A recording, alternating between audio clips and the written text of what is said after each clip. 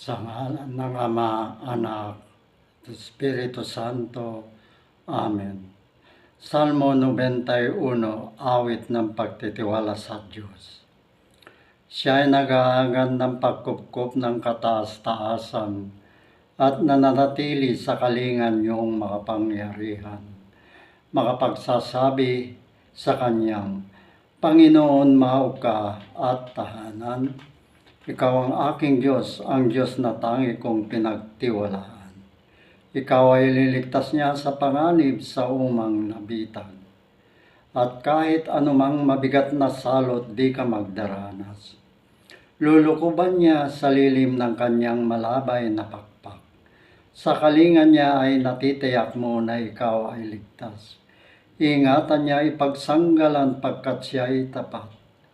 Pagsapit ng gabi, di ka matatakot sa anumang bagay, maging sa gagawin biglaan paglusok pagsapit ng araw. Ni sa ano pa man darating na salot pagkagat ng dilim, di ka matatakot sa kasamaan mang araw kung dumating, kahit na mabuhal sa iyong harapan ng 1,000 tao, 1,000 tao. Sa iyong paligid ang bilang ng patay maging 10,000. Di ka matatakot at natitiyak mo, di ka maano. Ikaw ay magmamasid at sa panonood iyong mamamasdan.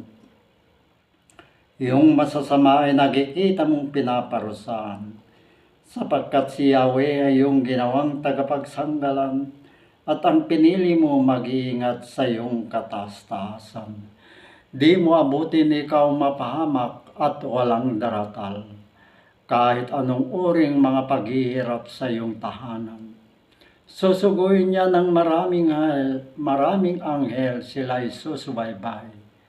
Kahit sandako, ikaw maparoon tiyak ingatan. Sa kanilang palad ay tatayo ka at sila'y magtatas, nang hindi masaktan ng mga paa mo sa batong matalas.